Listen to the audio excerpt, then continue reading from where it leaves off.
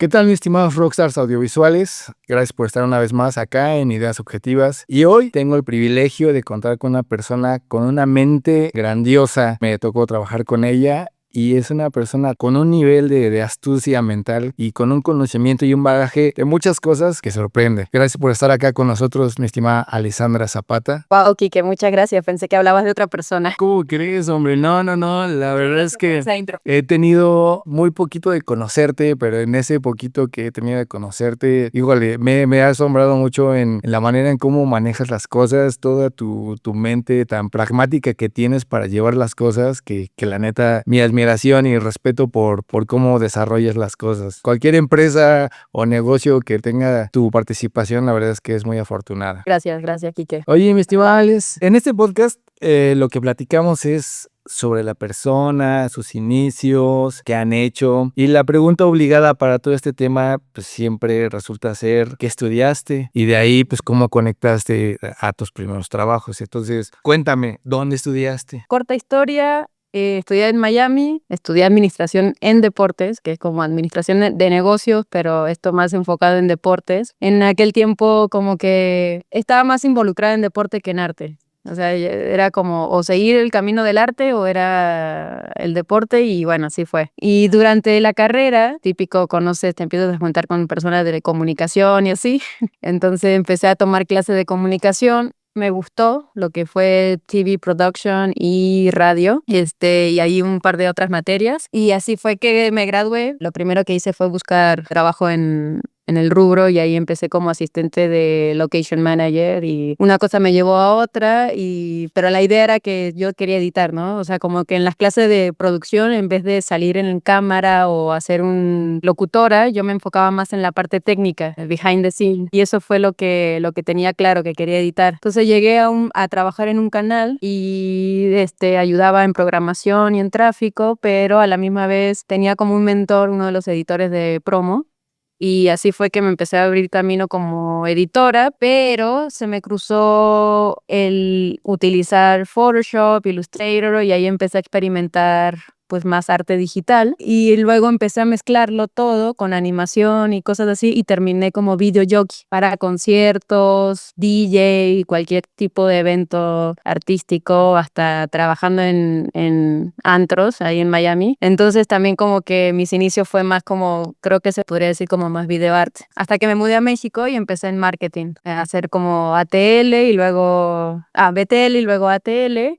Y así fue cuando dije que no quería más especializarme en edición. O sea, ¿tú viviste desde muy chica en Miami? Sí, de hecho, yo aquí en México tengo como casi 18 años, creo, viviendo, pero nací en Miami, me crié en Argentina, regresé a Miami y ahí entré a la universidad. Ok, ¿y cuánto tiempo te aventaste ya como a manera profesional allá en Miami? O sea, de que saliste de la escuela, te conectaste y estuviste en toda la onda del VJ. Muy poco, 3 años. 3 años. Yo me gradué en el 2005 y a México me mudé en el 2008. Y estando ya acá en México, ¿te fue muy difícil conectar en un empleo con lo que traías de ahí de Miami o fue más fácil? No, porque al final en Miami, o sea, cuando yo llego a México fue por personas que conocí en Miami también, entonces aparte ya estaban como medio en el rubro, en publicidad y cosas así, entonces cuando llego a México, digamos que por amigo del amigo del amigo y así, así fue que llegué a trabajar en una agencia de marketing BTL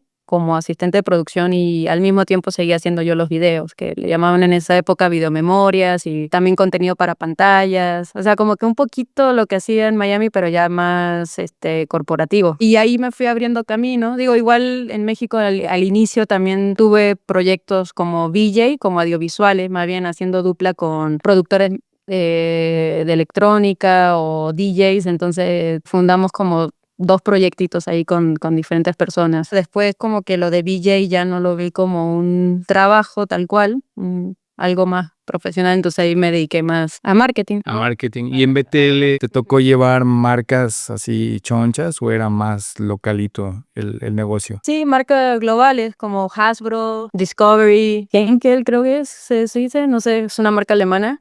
detergente. O sea, como, sí, globales. Para aquellos que no sabemos bien qué es el BTL, en tu experiencia, ¿qué te tocó hacer o qué fue más bien el BTL en tu experiencia profesional? Para mí fue la entrada a esta parte más corporativa de lo que yo venía de Miami. Pero ahí BTL es lo que dice below the line, que es como más directo, ¿no? Al consumidor. Y ATL es indirecto, ¿no? Porque es a través de radio, tele, creo. Pero bueno, fue como que el que me abrió o sea, el camino a algo más, no sé cómo decirlo, más de branding, más estructural tal vez. De ahí yo como que tuve otra perspectiva, ¿no? De lo que yo hacía, lo que podía hacer.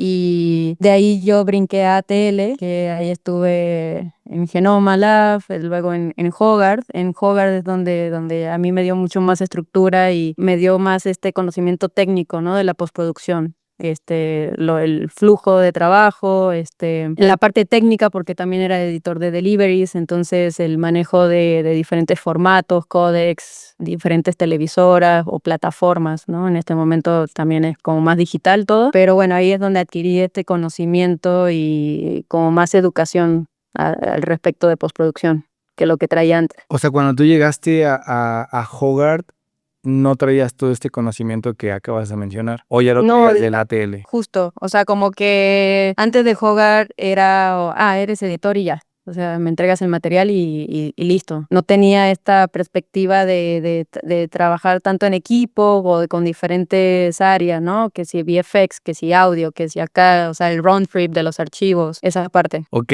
o sea, entonces te fuiste o sea, tú entraste primero a esta empresa como meramente editora de video. Así Y es. de ahí te fuiste desarrollando con todo lo demás que fuiste desarrollando Así y es. si de por sí lo que decía al inicio, ahora me lo dejas todavía más elevado porque se está cañón irte puliendo de esa manera con tantos conceptos y con tanto nivel de conciencia para cada proyecto, que fue lo que a mí me tocó ver, para manejar cada proyecto, porque yo veía que tenías como, si bien no la respuesta absoluta para cada cosa, era como pues inténtale con esto o con esto y de ahí vemos qué sale. Y si no, pues vemos un plan B, pero después de que hagas eso. Entonces, al equipo que estaba ahí a la par es, pues ok, sí. O sea, como que esa ayudita extra para agilizar algún proceso que todos los postproductores por lo regular llegan a tener en conocimiento, es lo que agiliza la entrega de un proyecto.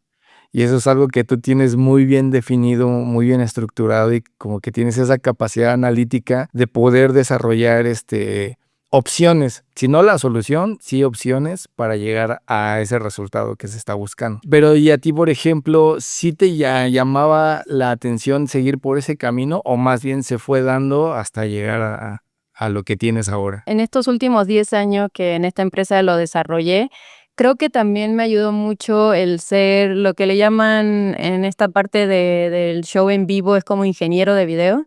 Entonces, como el live jockey es como un ingeniero, ¿no? Al final de video. Entonces, también en un show en vivo, pues hay mucha presión porque es en vivo, ¿no? Entonces, tienes que resolver, tienes que conectar, tienes que pensar muy rápido. Entonces, yo creo que también en postproducción a mí me ayudó mucho esa habilidad que podría decirse que la desarrollé más en postproducción, pero digamos que ya la traía de alguna manera pero yo no lo había descubierto hasta llegar a esta empresa y pues es mi pasión. La verdad, estar en ese rush de brincarte, ok, plan A, plan B, solucionamos acá con esto, hacemos esto, ¿no? Porque la idea, al final, el objetivo final es sacar el proyecto bien, en tiempos y en buena calidad y todas esas cosas. O sea, al final la presión de lo que es un evento en vivo es lo que te dio ese criterio y esa fortaleza mental para sostener un poco los proyectos y decir, a ver, primero pensamos, siempre hay tiempo para pensar y desarrollamos sobre eso. Y en rápido, aparte. Bien rápido. A veces hay personas que se someten como a la presión y se truenan y todo el mundo se truena y termina siendo entregar algo mal o incorrecto. Y digo que obviamente nadie se muere, ¿no? Pero al final, en lugar de avanzar, solamente te vuelves reactivo y no solucionas nada, o sea, no llegas a nada. Esos caminos también me ha tocado ver y vivirlos y digo, híjole, sí, como que falta un poquito más de conocimiento o de someter tantito, pelotear tantito la presión para no rendirte en el momento y no hablar por hablar. Claro, así como cuando tú estabas como ahí en servicio con cliente, ¿no? En la sesión en vivo con cliente, es similar.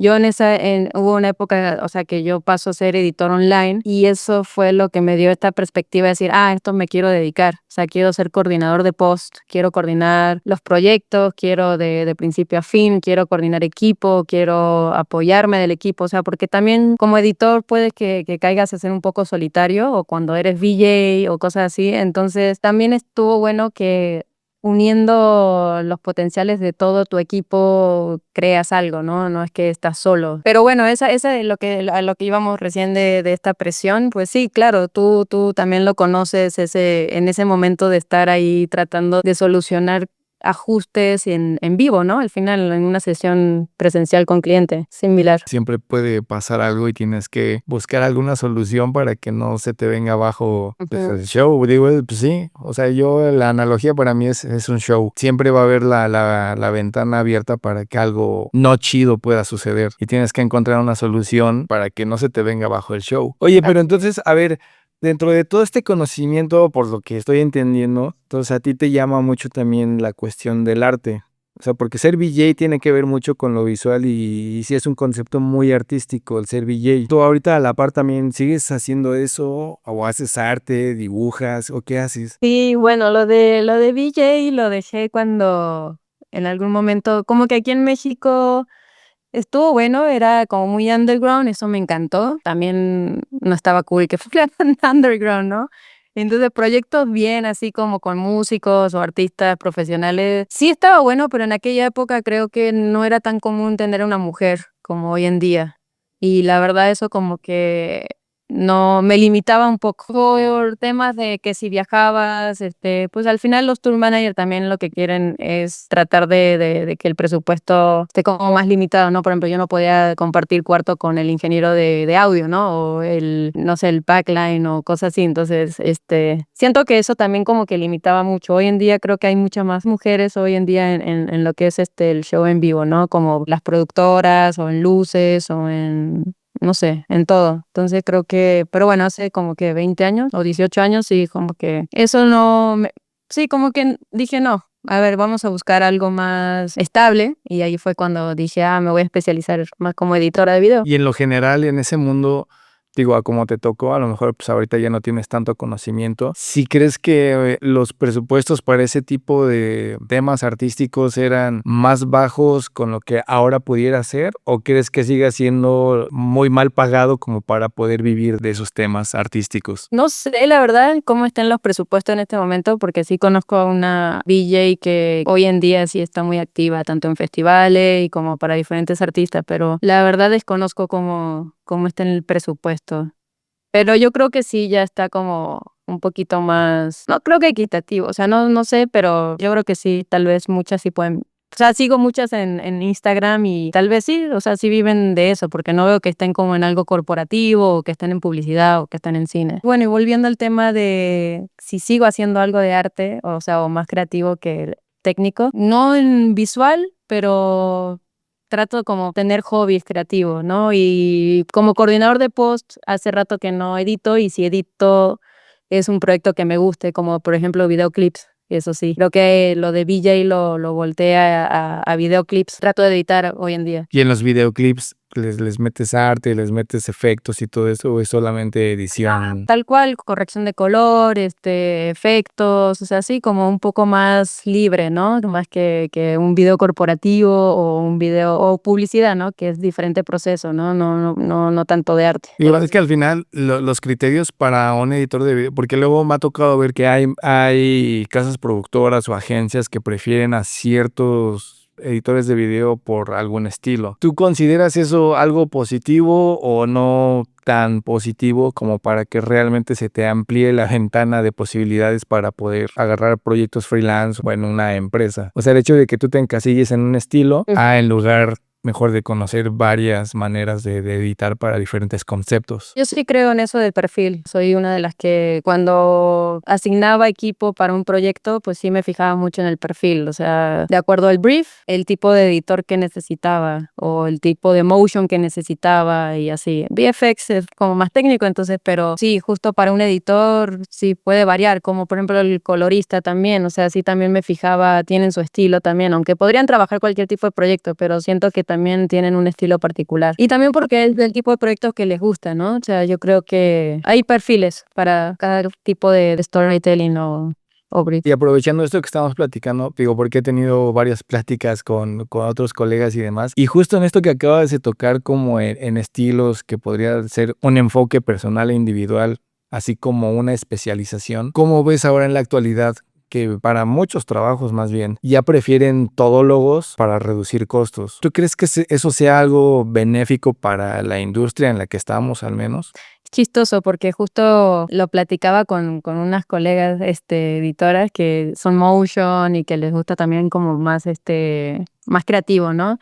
Y pues yo también, digamos que en algún momento cuando estaba tratando de descubrir cuál iba a ser mi camino, pues entro a lo de VJ porque empiezo a usar herramientas como Photoshop, Illustrator, After y en aquella época Final. Y pues al final era una todóloga. O sea, yo podía estar como motion, podía estar como editora o podía hacer diseño gráfico, sí, aunque no tenía esta teoría, ¿no? Esta educación más hacia diseño. Pero en aquella época no, como que no era tan bien visto porque decían, ok, pero ¿en qué te especializas? Y hay un punto, ¿no? Es como, bueno, ok, usas de todo, pero ¿cuál es tu fuerte ahí? Entonces, hoy en día siento que podría caer en lo mismo, o sea, porque al final lo he visto en algunos perfiles que son motion, editor y así, pero al final puede que sean editores más y motion sí saben, pero no lo mismo que alguien que solo se dedica a motion y que su vida es motion y tal vez 3D y usan scripts y saben un montón de plugins y, o sea, es su especialidad. Siento que también hay que respetar esa parte, ¿no? De que cada cosa tiene un proceso. Pero también entiendo que hoy en día las redes sociales ya todo es tan rápido, ¿no? El consumo es rápido. Existe CapCut que te da todo rápido también, ¿no? Entonces solo te enfocas en el storytelling y te ayudas con todos estos presets y ya no necesitas más personas, ¿no? Entonces también entiendo esa parte, no tanto en presupuesto, sino como ya lo necesitas lanzar, ¿no? Toco este tema porque digo, al menos en este caso contigo, con todo lo que tienes en conocimiento, creo que sí está chido que tengas tanto la vivencia como el conocimiento técnico, porque justo es lo que cuando tú estás gestionando equipos, abres la ventana de conocimiento para todos y entonces como que ya cada quien agarra su parte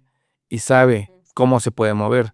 Entonces, eso es como un proceso de liderazgo técnico, porque das como esa ventana de, ok, si tú te estás atorando, sé por dónde te estás atorando y yo te puedo dar la guía. Yo te puedo dar el comando a seguir y tú lo desenvuelves para que ya lleguemos al producto final. No es lo mismo a que, bueno, quítate y yo mejor lo hago. Eso es a lo que ahora estoy viendo, como que perfiles como el tuyo es, bueno, pues tráete a Alessandra y que ella vaya a filmar, se traiga el material, edite, entregue, haga deliveries, porque pues ella tiene todo el conocimiento y en lugar de tener un crew, pues que te tengan solo a ti. Digo, y desafortunadamente en la realidad sí hay muchos lugares que lo manejan así porque no tienen a lo mejor el presupuesto o el conocimiento para decir, la verdad es que a Alessandra la vamos a quemar de volada en 6 meses, porque si tenemos mucho volumen de trabajo, ¿quién humanamente va a aguantar todo ese flow? Ujú. Entonces ahí es donde vienen como muchas contrapartes fuertes. Tienes todo el conocimiento, absolutamente, tienes la experiencia, sí, pero ¿hasta dónde y a qué costo? Así es. Entonces, en lo que luego platico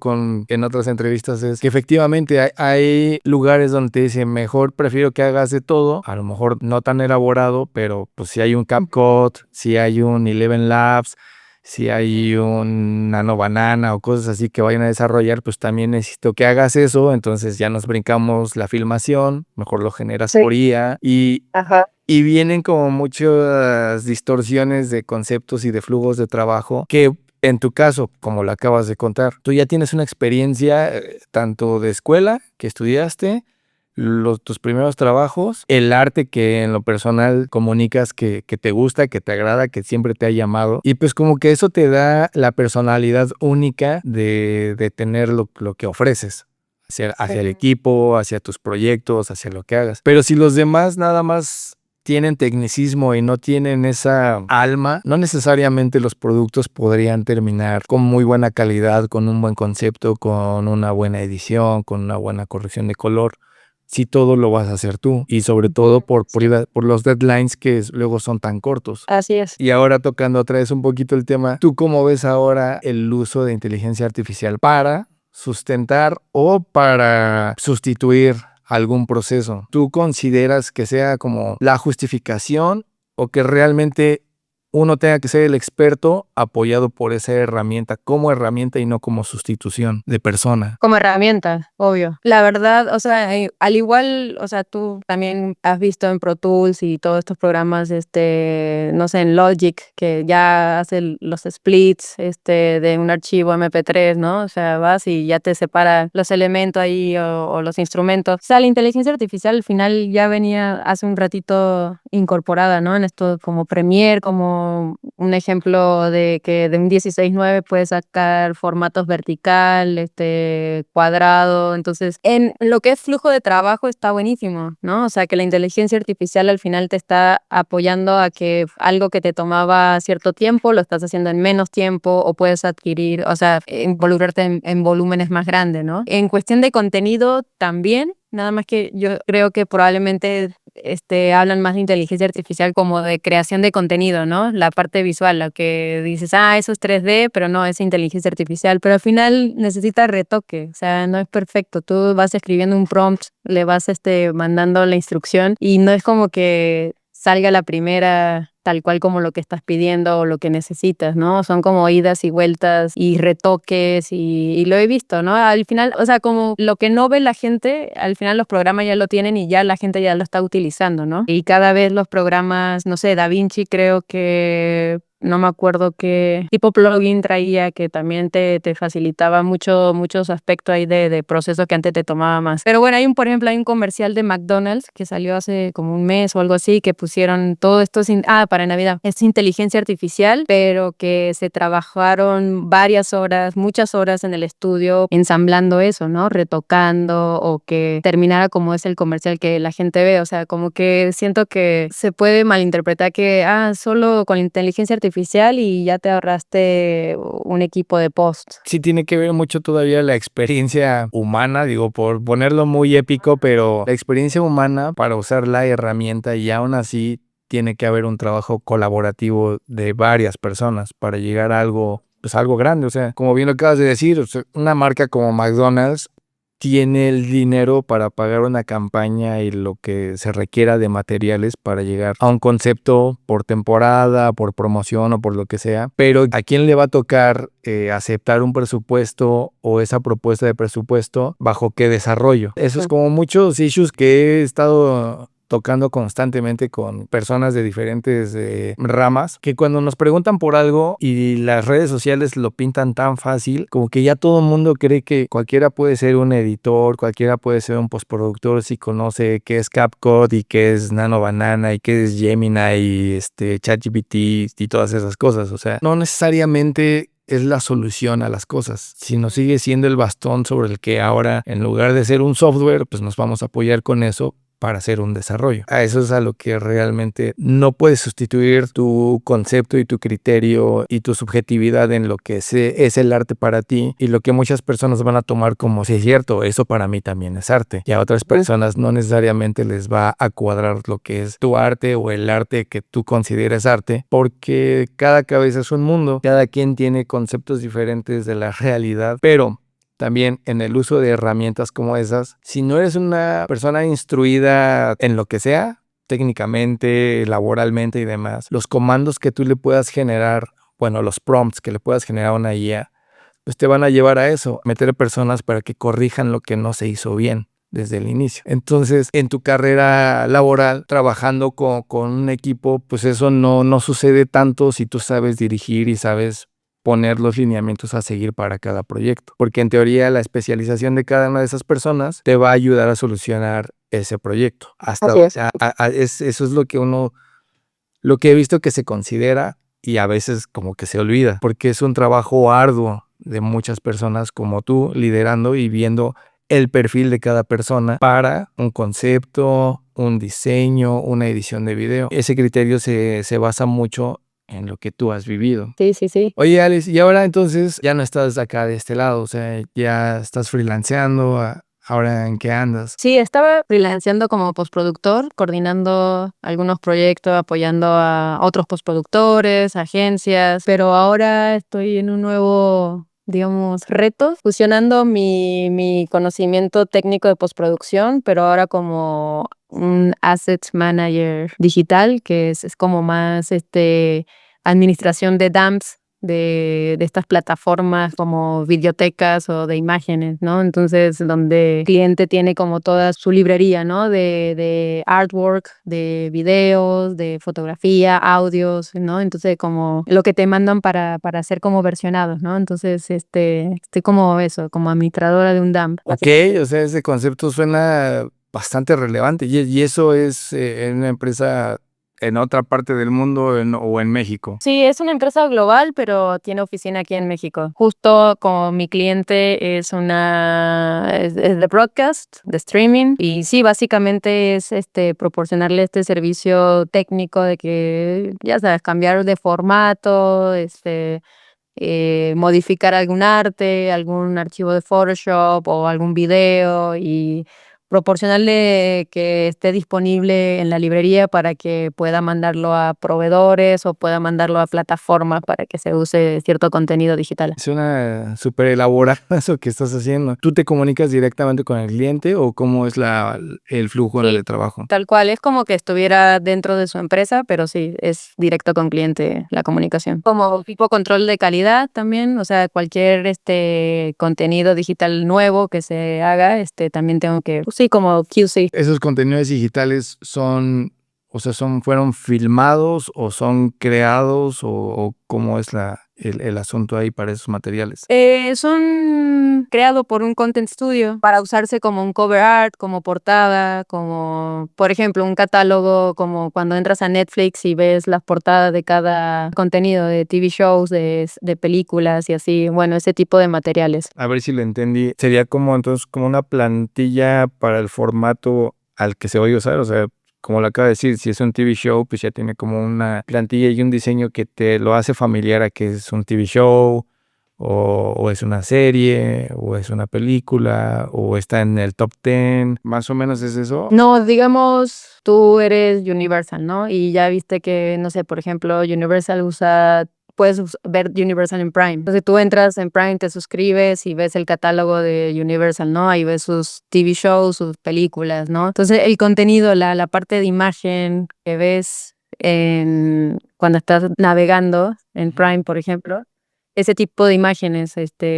son los assets con los que yo te admite. Por ejemplo, no sé, van a subir, supongamos un ejemplo, van a subir cierta serie, la nueva temporada de tal serie a Prime, o sea, la parte de Universal, porque también Universal tiene como su streaming, sus plataformas, ¿no? Entonces se necesitan que se necesita la foto para cuando estás en pausa, ¿no? Y aparece una imagen. O la foto cuando estás buscando qué ver, ¿no? O sea, la imagen, ese tipo de archivos. Ah, ok, o sea, sí, todo lo visual dentro, o sea, como que dentro del submenú de la plataforma y lo que vemos ahí gráficamente es a lo que tú le das el servicio y el QC para ese material. Por ejemplo. Ok, oye, no manches, pues está padrísimo. Sí, Digital Asset Manager, o sea, eso es lo que significa DAM o DAM, como le conocen en nuestro rubro. Ajá. ¿Y este tipo de trabajos, o sea, ya tienen desde que salió Netflix o han ido surgiendo conforme la necesidad? Conforme a la necesidad, creo que empezó, por ahí he escuchado la historia,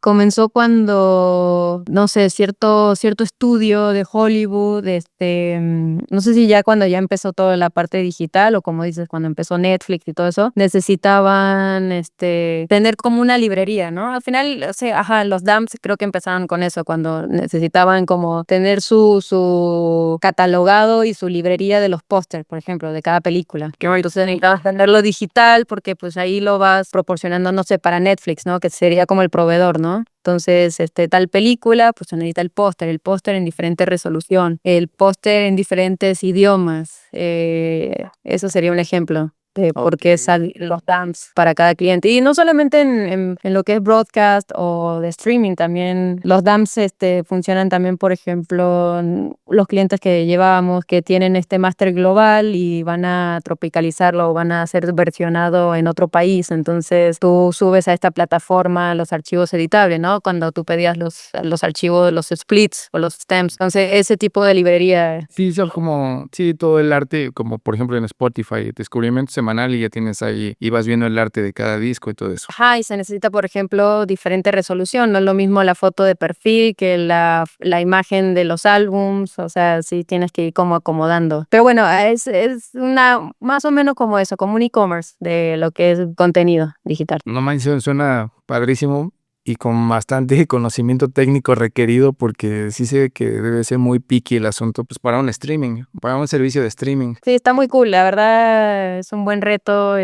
Pues yo era el de los editores que subía los archivos, ¿no? A este tipo de plataformas para que ya fuera de streaming o ya fuera como para archivado y cosas así, ¿no? Bueno, y a la par, ya el arte de manera personal ya no lo estás siguiendo.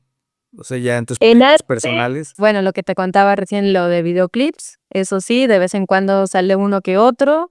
Recientemente produje uno, más bien, ya no lo edité, pero fue como producción y colaborar en el concepto y así, entonces estuvo muy divertido. La verdad como que eso me llena. Y también empecé un nuevo hobby, pintar con acrílico y así, entonces eso me ha gustado mucho también. Siento que nunca, o sea, como que lo hacía en la primaria o secundaria, entonces volver a eso también me llena. Pues sí, eso no lo vas a poder separar de tu ser nunca, porque ya lo traes, ya es parte de tu ADN. Yo de que sí. Y fotografía también, fotografía. Ya no es tanto. Foto análoga. También tuve un tiempo ese hobby. Foto análoga, o sea que sacas del film y y te vas al laboratorio a revelar y todo eso. O sea, tú sabes hacer eso. Me hubiera gustado yo hacer el revelado, pero no, lo he llevado a que lo haga. Pero sí, me hubiera gustado tener un cuarto oscuro. Y también como que me conocían mucho, que empecé a mezclar música también, entonces, porque también lo de DJ, todo empezó porque siento que soy una música frustrada. Me hubiera gustado ser como tocar teclado o piano, más bien los sintetizadores, entonces algo que siempre tuve la cosquilla y nunca lo hice, pero como que también empecé proyectos donde yo era la que hacía los ruidos con synths. Entonces lo del VJ también como que empezó un poco por eso, de como estar en la escena musical y estar ahí en backstage y todo eso, pero también empecé ese proyecto como de DJ selector, ¿no? Al final no como productor ni nada, sino como selector, y luego lo cambié de digital, lo empecé como que mi playlist a conseguirlo en vinilos y entonces también a tratar de hacer un set en vinilo como tropical digital. Pero bueno, eso ahí quedó. ¿Qué no haces, hombre? O sea, tienes un buen de cosas ahí bajo la manga que, híjole, sí está muy padrísimo todo lo que haces. Y de los videoclips, ¿hay algo que haya en redes o en YouTube o algo que se pueda ver después? Claro, el más reciente es para una amiga que se llama Niña Dios, artísticamente. Es rapera de Monterrey. Con ella he colaborado ya van como 3 videos que he hecho con ella. Entonces eso lo pueden ahí encontrar en YouTube. Uno sí es editado mío, se llama Verano Tumbado. Y el otro, el reciente, el que produje es rompe el cristal o rompe cristal o algo así.